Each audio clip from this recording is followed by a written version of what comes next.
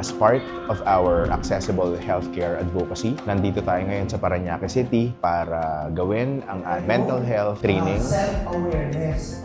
Layunin ng mental health training na ito na makapagbahagi tayo ng learning at ng knowledge sa mga BHWs at sa iba pang health workers ng iba't ibang lugar dito sa ating bansa para sa ganun ay sila naman ang mag-alaga sa ating mga kababayan na dumadaan sa mga challenges sa mental health.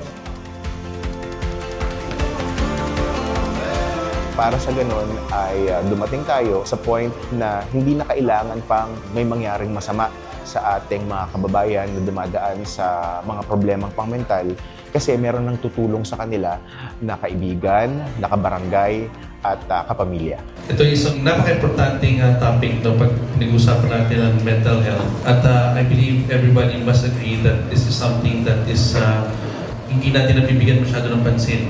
Nabibigyan na natin ng pansin pagkaling.